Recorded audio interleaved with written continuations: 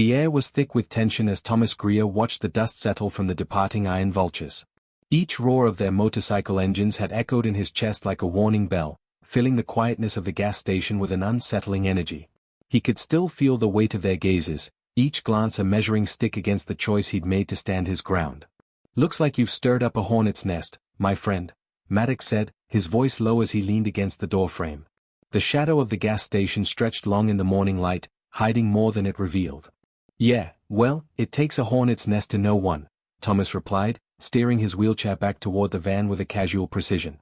Inside, Titan and Echo remained alert, their muscles taut like coiled springs, their eyes glimmering with unspoken commands. Maddox squinted at the horizon, where the last remnants of the biker's dust were dissipating.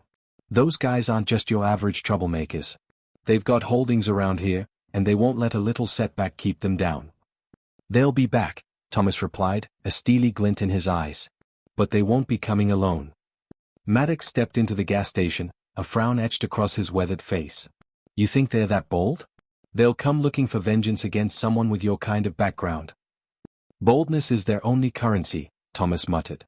"And they'll come expecting to see a wheelchair-bound man without defenses. They'll be mistaken." He reached down and opened the hidden compartment below his seat, revealing a sleek, black case that held a sidearm. It was more than just a weapon, it was a tool forged from years of expertise, tailored to match his skills as a former Special Operations K-9 handler. He could almost feel the buzz of adrenaline freeze the moment.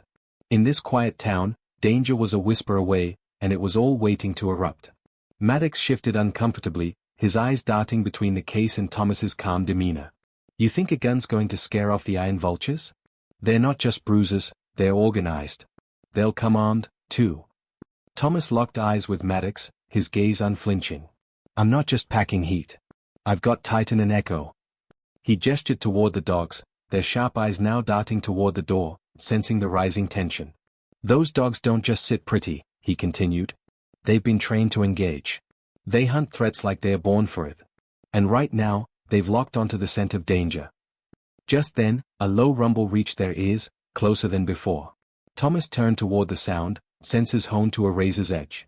"They've come back sooner than I anticipated," he pronounced, his voice low but firm. Maddox glanced nervously at the entrance of the gas station. "We can't just sit here. We have to." "Hide?" "No." Thomas interrupted, turning his wheelchair back toward the entrance, determination radiating from him. "We prepare." Maddox's eyebrows knitted together. "Prepare? For an all-out brawl? You're crazy, Thomas." "Sometimes, crazy is the only way to survive." Thomas turned to his dogs, a silent command radiating through the air. Titan's muscles coiled tighter, an eager glint in his eye, while Echo remained steady, poised to act. The roar of engines grew louder once more, each sound slicing through the air like a knife. Adrenaline began to pulse through Thomas's veins. He felt the familiar clarity wash over him. The moment before an operation begins, the urgency of preparation was palpable. As the first bike screeched into view, its rider peeling around the gas station with a predatory grin, Thomas seized the moment. "Maddox, get behind the counter. If things go south, keep yourself safe." Maddox hesitated, caught between the urge to stand and fight alongside him and the instinct for self-preservation. "Thomas." "Now." Thomas barked, and Maddox's instincts kicked in. Without another thought, he ducked behind the counter, adrenaline fueling his movements. The biker, now dismounted, swaggered toward Thomas, a wolfish smile stretching across his face. "Looks like you missed us, tough guy," Stryker taunted, stepping forward as his crew began to surround them, forming a tightening noose. "My friends, it looks like you've come back for a chat," Thomas replied, his tone steady, playing the part of feigned nonchalance. The gravity of the moment hung thick, a tension-laden bowstring ready to snap. "Let's cut the pleasantries. You think you're strong because you've got a couple of dogs." Stryker licked his lips, ogling the menacing dogs that hadn't moved an inch but were clearly prepared for a fight. "They've seen things you wouldn't believe," Thomas said with a quirk of a smile, but his eyes were flint, hard, scented. "And they know when there's a threat." Stryker's grin faltered for just a moment, then returned full force, but it didn't reach his eyes. "Your day's about to get real interesting. We're not just here to bully you, soldier. We're here for a message. And you, my friend, you've drawn the wrong line in the sand." Before he could react, Titan bounded forward, muscles ready to spring, a low growl rumbling like thunder before a storm, the signal had been given. In the blink of an eye, chaos erupted. The moment was electric, a clash of wills set against the backdrop of a solitary gas station in the middle of nowhere. Thomas's world narrowed, he leaned into instinct, training kicking in as he knew his dogs would leap into action at mere thought. In that heart-stopping clash, he realized this was more than just a local skirmish, it was the crack in a facade of crime that had hidden itself for too long beneath the surface of Custer's Hollow. As the bikers encroached and shadows danced against the walls of the gas station, Thomas tightened his grip on reality. He wasn't just fighting for his life, he was about to unveil a darkness that had festered in the shadows, waiting for a chance to strike. The motorcycle club thought they had found easy prey in a disabled veteran, unaware that beneath the surface lay the forces of a man who fought for more than just survival. And as Titan lunged forward, detached from his feelings and instincts, now a weapon of combined precision, they all would learn the truth about underestimating those who appeared harmless, just how devastating the ramifications could be. In that instant, the battle lines were drawn, and the wheels of fate began to churn. Thomas Greer wasn't just a man in a wheelchair, he was the storm that was going to expose their lies and corruption. The gas station was now ground zero for a confrontation that would set off a chain of events, rippling far beyond the dusty roads of Colorado. A reckoning was finally at hand. The weight of the moment hung thick in the air as Titan launched forward, muscles taut and ready.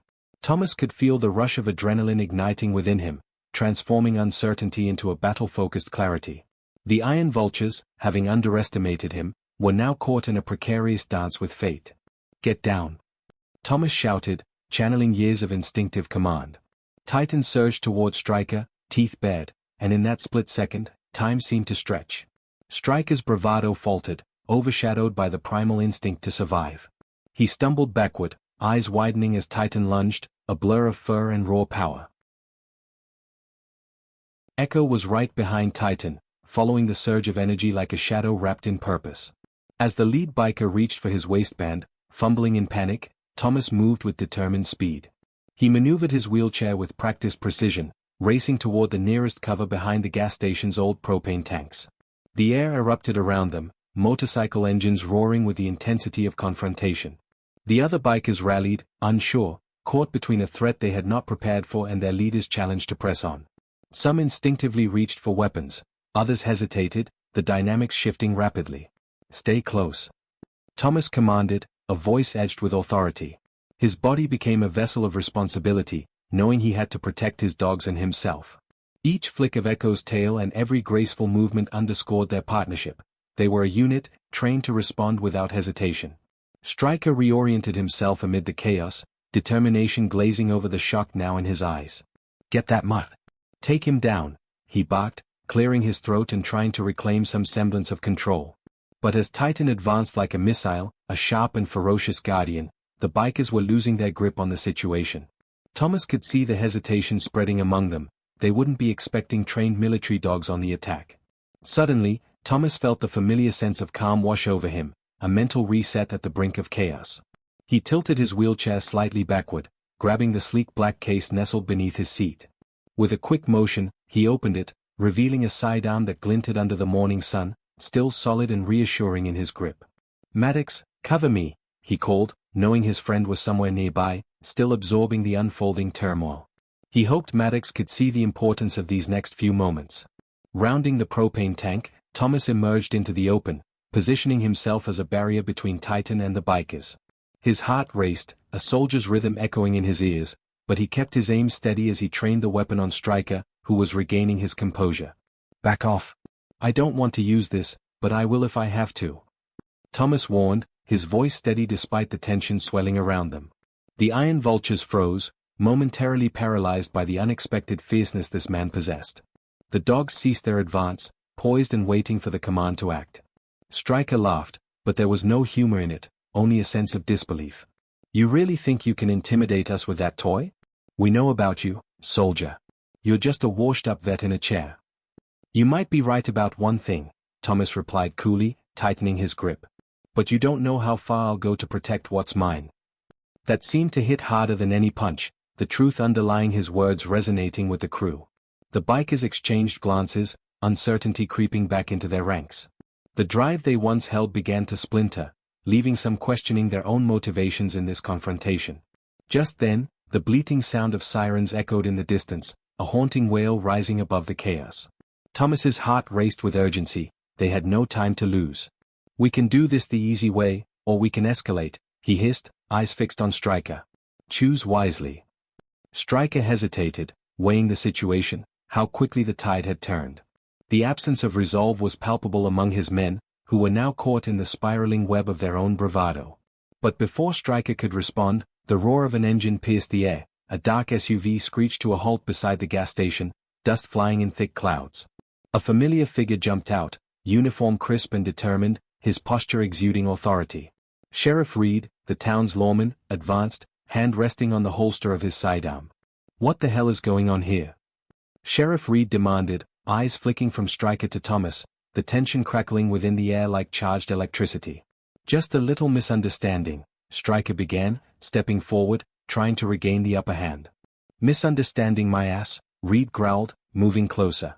His gaze locked onto Thomas. "You alright? These scumbags causing you trouble?" "They were just about to find out they picked the wrong fight," Thomas replied, muscles taut and prepared, holding the firearm steady as the law Eric Reed represented moved in. Stryker's bravado quickly unraveled under the unwelcome gaze of authority. "This is about to get out of hand, Sheriff. You know the Iron Vultures don't back down easily," Stryker muttered, a nervous edge creeping into his voice. Sheriff Reed stepped in closer, hands raised. "You can either leave now, or I can place you all under arrest for threatening an armed citizen and creating a public disturbance. Your choice, boys." The tension that had seemed so virtuous was now suffocating, as finality seized the space. The other bikers shuffled uneasily, glancing amongst themselves, searching for a leader who seemed to be faltering. Stryker glared at Thomas, who remained calm, determination radiating through every breath. "This isn't over," he growled, anger simmering just beneath his surface. "You've made a mistake here, soldier." "Maybe I'm just getting started," Thomas replied, voice steady despite the rising adrenaline. "Let's go," Stryker finally barked, turning to his crew, who were now well aware of the ramifications if Sheriff Reed followed through. With grimacing expressions, they hopped onto their motorcycles, engines revving in defiance as they readied to ride away, loss stinging at their pride. Thomas's focus shifted back to Sheriff Reed as he lowered his weapon, breath steadying as the immediate threat faded. "You all right, Thomas?" Reed asked, eyes scanning for signs of injury. "Yeah, I'm good," he replied, feeling the adrenaline slowly trickle away. He knew the danger wasn't gone, he had opened a door to something darker lurking behind the Iron Vultures. "But this isn't just about us, they're tied into something much larger." "What do you mean?" Reed asked, genuine interest painted on his face. "Corruption, smuggling. There's a network out there that goes beyond this town. Those bikers were just the tip of the iceberg." "I can smell it," Thomas said, glancing toward the direction the bikers had fled. "We need to dig deeper, and I might have some leads." Sheriff Reed nodded slowly, understanding the gravity. "You've got the itch for justice, huh? I like that." "Justice is the least we can strive for," Thomas replied, looking back at Titan and Echo, poised and unwavering beside him. "But we need to do this right. If we're going to get to the heart of it, we can't let them regroup. They'll be looking for revenge, and we have to stay one step ahead." Reed nodded, determination igniting. "All right then, let's get to work. We've got a lot of questions to answer about the Iron Vultures and what they've been hiding." As they began to strategize their next steps, Thomas felt a sense of purpose fill him. The battle was far from over, but in their quiet little corner of Colorado, the storm was slowly brewing, a reckoning was about to unfold, one that would unravel a web of corruption buried deep within the forested mountains. And as he turned the focus to the mission ahead, Thomas knew that this was merely the beginning. Every move would now be a calculated risk, a step closer to uncovering the depths of darkness that had festered in Custer's Hollow for far too long. As the dust from the Iron Vulture's retreat settled, Thomas remained focused on the road ahead, acutely aware that the real challenge was just beginning. Sheriff Reed was on his side, but trust was still a fragile commodity. They needed intelligence, strategy, and careful execution if they were to uncover the network of crime lurking within the shadows. "First things first," Reed said, pulling out his phone. "I'm calling in backup. We need more eyes on the ground, especially with those bikers around. We can't let them regroup unnoticed." Thomas nodded in agreement. Every moment they wasted could give the Iron Vultures more time to solidify their plans, whatever shady dealings lay behind their tough exteriors. "Let's hit the streets. Find out where they hang out.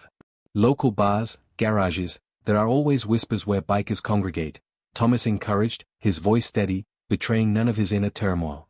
Reed started dialing, but the urgency in Thomas's tone caught his attention. You have a place in mind? A lead? I have an idea, Thomas replied, his mind racing back to intelligence he'd accrued from the last few weeks leading up to this moment. The Last Chance Saloon. It's a dive just outside Custer's Hollow. It's known as a way station for anyone passing through the mountains. You know, a place where iron meets iron.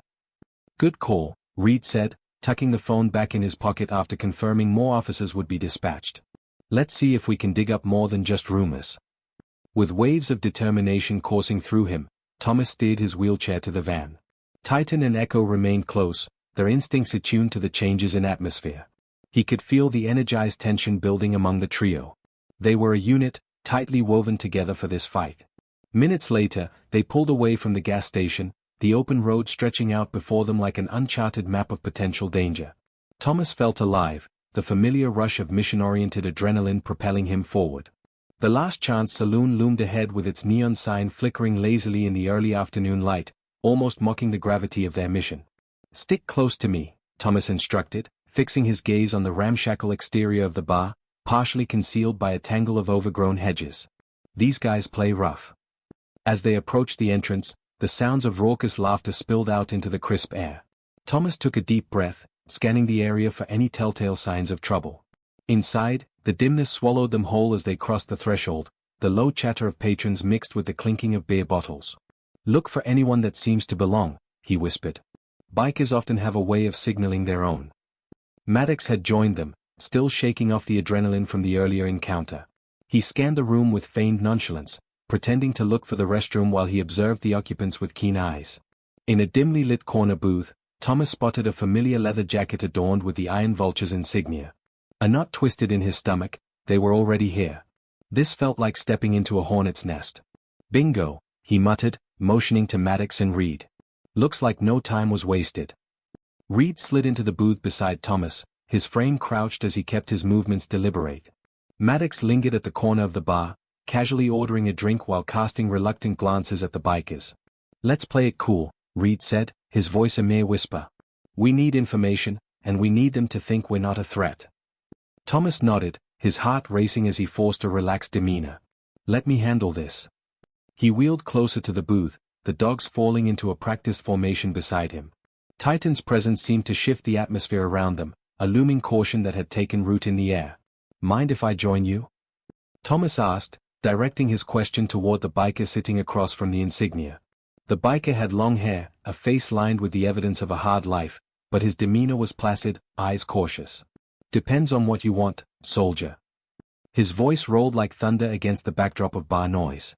I'm always interested in local law, Thomas replied, altering his tone to nudge the conversation toward neutral ground. He leaned forward slightly, a gesture that emphasized camaraderie rather than aggression. Heard your crew run a pretty tight ship around here. The table shifted, glances exchanged between the other bikers. The one with the long hair, clearly testing the waters, leaned back slightly. What's your business with us? Just passing through, Thomas shrugged, feigning casual disinterest. I've worked with K9 units before, have a soft spot for dogs trying to make a difference too. A glimmer of understanding passed through the biker's eyes, and the tension eased ever so slightly. We're not a charity, he replied. Dogs don't do free rides. I get that, Thomas replied quickly, heart pounding. But I hear you know things. Things that would interest me and my friends. Things that go beyond this weekend's bar tab. At the mention of money, the biker's interest peaked, though his eyes darted back and forth as he gauged Thomas's sincerity. You're venturing into dangerous territory, son, the biker warned, crossing his arms. Iron vultures don't take kindly to those poking their noses where they don't belong. Neither do I, Thomas countered, voice dropping lower, edged with intent. But here's a suggestion, we can either share stories, or I can go back to my van and tell my dogs to come play. Just then, Titan let out a soft growl, breaking the silence like a warning bell. The room suddenly turned electric, eyes shifting. Thomas could feel every heartbeat quicken, senses sharp enough to hear the muffled whispers simmering around them. There was more at play here than just idle chatter. A glimmer of realization crossed the biker's face, perhaps they understood the stakes had shifted dramatically. Even the surrounding patrons grew wary, sensing the potential for confrontation building like a thunderclap. Finally, the biker leaned in closer, lowering his voice. "You want to know what we know? You know the price, soldier. Information doesn't come free, and the vultures take their cut seriously. You may want to rethink your stance," Thomas urged, catching his breath. "The bigger players are coming, and they've already set their sights on dismantling everything you think you control." Silence enveloped the table, tension surging like a wave ready to crash. The biker held Thomas's gaze, weighing his words carefully. It was a delicate balancing act. Thomas could feel it in the air. After a moment, the biker smirked, the glimmer of intrigue igniting in his eyes. "Guess we'll see how deep this rabbit hole really goes. You might just find out more than you bargained for. But know this, loyalty runs thicker than water here, soldier. If you want our backing, you'll have to prove worth before we spill our guts." "I wouldn't have it any other way," Thomas said, steel in his voice. As he leaned back into his chair, he felt the tension crack open, becoming a pathway for a darker, more complicated truth. The stakes were higher than he'd anticipated.